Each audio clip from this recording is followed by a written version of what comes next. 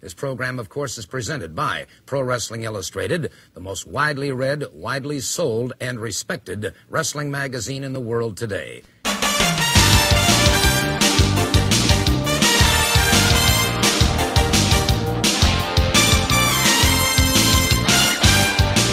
Welcome to the Pro Wrestling Illustrated Podcast, episode number 3, and Happy New Year once again from everyone here at Pro Wrestling Illustrated. We hope you had a great one, and we've got a great show for you here. We're going to be taking care of some unfinished business from our last episode, revisit a conversation that Dan Murphy and I had about our most lasting memory of 2014, as featured in the upcoming Big Year in Wrestling issue that drops, the digital version drops this Friday, January 9th. Definitely want to check that out.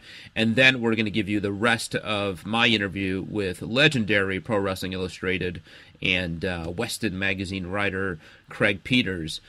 If you grew up in a certain age and the magazines meant as much to you as they did to me and so many other wrestling fans and wrestlers and promoters, it's definitely a conversation you're going to want to hear. Really takes you inside what it was like to be working for the most influential publications in wrestling at the time. Talk some about the MSG ban by WWF and what the magazine's response to it was and how wise that response was. Talks a bit about WWF's buying out of all the territories and how that affected the magazines. Talks about when WCW folded and what that meant for the magazines, the influence of newsletters, the influence of the internet, the experiment with the Pro Wrestling Illustrated Weekly. It was a fun conversation for me to have with Craig, and I think it's a fun listen for you guys. So you'll definitely want to check that out. And, of course, you're going to want to check out Pro Wrestling Illustrated, the most respected publication still, now in its 36th year. And you could subscribe today, 6 issues for less than $21. That's just about $3.50 an issue, half off the newsstand price. You get an even deeper discount if you subscribe for 12 issues for $39.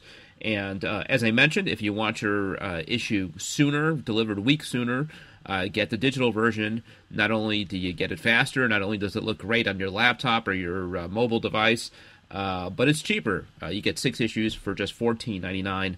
That's $2.50 an issue. Just a great bargain considering what you get. If you're a PWI reader, you know what you get. You know the value. You know our big projects like the PWI 500, the Female 50 that's in the current February issue, the PWI poll, the report cards, the promotional face-off, all of it. And then, as I mentioned, coming this Friday, the Year in Wrestling, which includes all our big awards: Wrestler of the Year, Match of the Year, Woman of the Year, Most Hated Wrestler of the Year, Most Popular Wrestler of the Year, Comeback, Inspirational. You know them all. And we call it the big one. It's a destination issue, and you can get it sooner than just about anybody else if you pick up the digital edition. Subscribe. It's worth your money. You could do that at pwi-online.com. Be sure to follow us on Twitter at official PWI, and certainly find us on Facebook as well. As I said, one of the features in the upcoming Year in Wrestling is several members from the staff pick their most lasting memory of 2014. Dan and I recently talked about it, and here you can check that out. Every year, Stu asks some of the writers to weigh in on what they took away from the year. What was their biggest memory? There was no shortage of big stories this year. I mean, really, when you go everything that happened in 2014, from the network to the TV deal to the streak ending to Daniel Bryan's year to Brock Lesnar's year to everything with CM Punk, TNA losing their TV deal, everything happened to them. It was just filled with huge stories this year.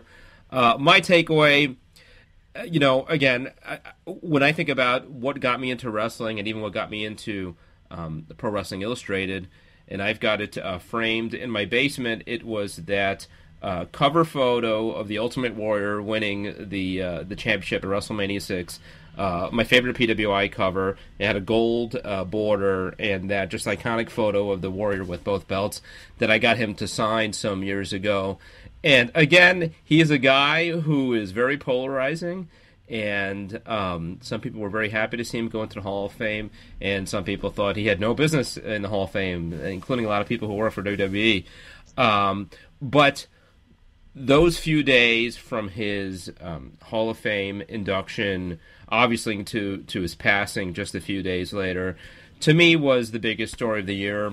Somewhat personally, again, in terms of what he meant to me and in getting me into this business. Still my favorite performer ever, and it's not just that he died or just that he was inducted in the Hall of Fame, but it just all came together as this real kind of epic story over a few days. I mean, you almost couldn't write it, and kudos to WWE for that documentary that they put together that was just on again the other day, and it really tells the story of a guy who was out of the company and out of good favor with WWE for whatever it was, 16, 17 years, and then came back and seemed to make peace, not just with WWE, but with the fans, with himself, kind of appreciating his part in history, and that was kind of the image of the Ultimate Warrior at the Hall of Fame that Saturday night, was somebody who finally came to peace with his role in history, his place in history. And then, I mean, it was just crazy. I mean, you think about that promo that he cut Monday night, which was, almost his epitaph. Yeah. Talking about... it still gives you chills. It was just every man's legacy and the day his heart beats its final beat. Incredible. And, 24 so that was my takeaway, was, the story of the Ultimate Warrior and the Ultimate Warrior's passing in 2014. How about you? Mine was, and that was absolutely an unforgettable bit, that entire speech and everything. That was definitely an incredible moment from the year, especially in light of his passing so closely afterwards. For me, my memory of the year was the streak ending. Yeah. And, a lot of people will look at it that way. And I kind of thought that, I was one of the last guys to kind of select my memory. I thought the streak would be the first thing taken, and it wasn't, which is kind of interesting because there were so many other memorable things that people selected to write about. For me, the streak was just I was never a huge fan of the streak to begin with. And not that I was against it, but okay, he's undefeated. That's great. It didn't sell me on WrestleMania one way or the other. I never really put much stock in the streak, I guess, whether it would end. But that match was, it just felt different. And I remember watching it and seeing how Undertaker seemed off, and it says, the speculation later that he had a concussion early on and things like that, but it just seemed off. It seemed that he was slower, and it just felt before the finish happened that we're seeing something different here. And what really struck me was on the F5 by Brock Lesnar, I just kind of knew that's the pin. And being that, because I had to write the story for PWI, I do the show The Real Winners and Losers, and I keep the match time and everything, and I time out all the matches and compare them to the reported official time. So I'm writing down the pinfall and the time as the referee's hitting the 3 count. What I remember is I was watching it with a group of people. I was actually watching a sports bar with a lot of independent wrestlers, actually. I remember most is the silence. I looked up and, I almost thought that maybe they lost the feed of the pay-per-view or something, and everybody was just stunned. I was in a room full of people watching the show, and nobody knew how to react for a few seconds. And, it became the thing of memes and everything else, the one fan with the incredulous eyes and everything. But I remember writing about this, and JBL actually brought it up in commentary at one point, too. I'd always heard that when Bruno Sammartino lost the WWF World title to Ivan Koloff, that the initial reaction was just stunned silence, that nobody could believe it happened. But I never experienced that until that moment. And JBL even brought that up too, as well on the air, that it was that weird kind of creepy silence of shock. And in this era of wrestling where we've seen everything, you don't get that often. So Right. for me, that was my kind of takeaway from the year. Yeah, I think it's the kind of story that you really have to live through. You know, future generations will just know that Brock Lesnar beat The Undertaker at WrestleMania and ended the streak. But watching it, I mean, you can't emphasize enough how unthinkable it was that the streak would end. I mean, it was just an absolute given that Undertaker would beat Brock Lesnar in that night. Undertaker, the company ambassador, Brock Lesnar, a part-time guy. They were just bringing him in to job him out to Undertaker, right? Wasn't that the whole point? Right. It turned it all around. Yeah, and I think the final chapter of that story is yet to be told, and will be told in the next few months, because I think we talked about a bit last week, we talked about a bit. This year and the next few months is really where they kind of cash their chips on that. What did they get out of having Brock Lesnar end the streak? And again, as we talked about last week, if it's John Cena beating Brock Lesnar at the Royal Rumble, you really have to question if it was all worth it, Right. That was a fun conversation between Dan and I, looking back on 2014, and we did so here at the beginning of 2015. Again, we wish you all a Happy New Year. Certainly, there's going to be a lot of news in the pro wrestling universe in the coming weeks with the Royal Rumble, the road to WrestleMania starting, Impact Wrestling changes homes just this week. They're taping actually tonight here as I'm recording this in New York. And so much more coming in the next several weeks. But we looked back on 2014, and right now we're going to look back even further, going back to what some people say were the glory days of the wrestling magazines, the 80s and 90s, and at the center of it all was Craig Peters, a real legend in the wrestling journalism business. I caught up with him. We discussed a number of topics looking back at his time with the magazines, and you can check out part 2 of that interview right here. One thing I want to get back to, though, because this is sort of an interesting, well, I think it's interesting. I don't know. You may not think it's interesting, or the listeners may not think it's interesting. So if you're listening to this on a podcast, just fast forward about 2 minutes. But yeah, we talked about comic books and sort of the outrageousness of when I started, 81, and even a few years before that, into the late 70s. I always looked, if you look at sort of the history of publishing and what I would call niche publishing, or I guess niche publishing would be the best word for it. And you go back even to the 40s, and you think of things like the pulps, the science fiction magazines in the 40s and the 50s, and the detective magazines and all like that. Even the movie magazines I mentioned earlier with R.L. Stine. I think the wrestling magazines, and not just ours, all of them, I think the wrestling magazines never really got full credit for sort of being part of that bloodline. Yeah.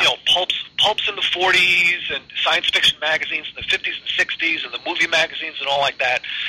Maybe because it was pro wrestling, I don't know, but I think they really were very much a direct descendant of those types of magazines, which personally, as still a comic book fan and a fan of old pulps and a fan of all kinds of magazines, I think the wrestling magazines never really got their proper due, their place in sort of American publishing history. And they were just a huge part of pop culture, and I guess it coincided with the popularity of wrestling at the time. But I mean, I remember any magazine or newsstand you would go to.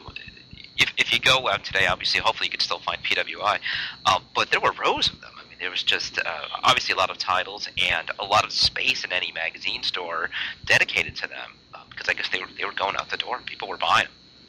Absolutely, and we had at the height of it, we had quarterlies, we had wrestling. Yeah. I guess 83. We had that quarterly Slick magazine, PWI annuals. I mean, we were cranking out. There were some weeks where we were publishing, just on the wrestling side, 3 or 4 magazines in a week. Right. Which is a lot of editorial content. Yeah. And I'll tell you what, we never once did we miss a deadline to the printer. That's great. Which is phenomenal. Commendable. So I'm always still a big believer that the magazines have a place, very much for the magazine, and it's still relevant and it's still fun. But obviously it has a different place than it did when you were working there. This was really the public record, right? It's where people got news. Very often, sometimes a title change that happened 6 weeks ago, people wouldn't find out until the magazine hit the stands, and that's how they would learn about it.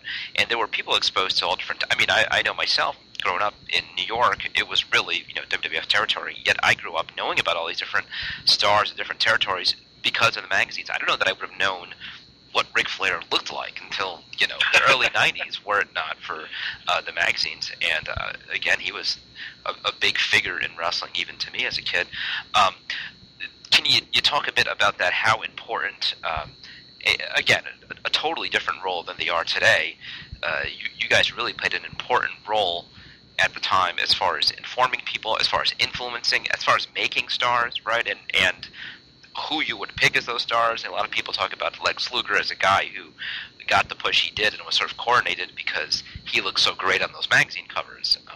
I think you're exactly right. I mean, again, I feel like such an old fart talking about this stuff in this way, but it's pre-internet, right? It's pre-cable for the most part. At that time, TBS was the superstation, so people got a taste of NWA through that, and maybe a little bit of AWA through, I guess, WGN probably carried it at the time. But yeah, the magazines, anywhere you lived, that was the wrestling you got, and that was the only wrestling you got unless you got the magazines. And you're exactly right. So a guy like Luger, who was just so incredibly photogenic, how could you not put that guy on the cover? Right? And the Road Warriors were another great example. I mean, the Road Warriors would have been huge stars without the magazines at all, I believe. They were just phenomenal in every way. Paul Ellering was one of the best guys on the microphone that I can think of. For me, it's like Ellering, Piper, there's a couple of others, maybe Albano. Sure. But I mean, Ellering was definitely top tier on the mic. But I vividly remember, and I think Bill Apter will give me the credit for this one, doing a photo session with the Warriors, and I got the idea to look, let's take the light from the photo studio and let's shine it up Halloween style underneath them, and that became the sort of the famous, I think it was the 1983 Year in Review cover. Right. Were they holding the plaques or something in that? I don't think they were holding the plaques in that particular photo. But I remember that photo, yeah. But yeah, it just gave them, it's sort of the classic Halloween, you hold the flashlight under your chin, look meaner. I said, Bill, let's do this. I'll get on the floor and I'll hold the light up. And that was kind of one of the fun things when I'm bouncing around here, but you asked earlier about traveling and being on the road. And Bill and I to this day are just very close friends, and we talk all the time. And being on the road with Bill was just, I mean, we could do a whole podcast about that. Yeah. there was just a million great stories there. But, it was sort of this fun back and forth energy. And, we'd get somebody in the studio, and we'd bounce ideas off of each other. Let's do this kind of photo. Let's do that photo. And he taught me a lot about photography. I learned photography from Bill Apter. So, I'd go on the road with him. He'd be shooting color in the camera. I'd be shooting black and white. Same thing with studio. He'd be shooting color shots. I'd be shooting black and white, or I'd be backing him up with more color. So, I mean, we really, because we had a lot of magazines to feed with different material. And it gave me a chance to learn something, just to get to know some of the wrestlers, not as well as Bill, but, just to get out there and experience the business in that way. It's it was just a great time. This is kind of maybe a tech question. I'm just curious. So when you're on the road, are you still filing stories, and how are you doing that? Actually, no. Usually a road trip, when I went on the road with Bill, it was usually purely a photography trip. Okay. So we would go to Atlanta for a pay-per-view, for example, and then we might stay a couple extra days and travel around, go out to, I'm trying to think of just towns in Georgia,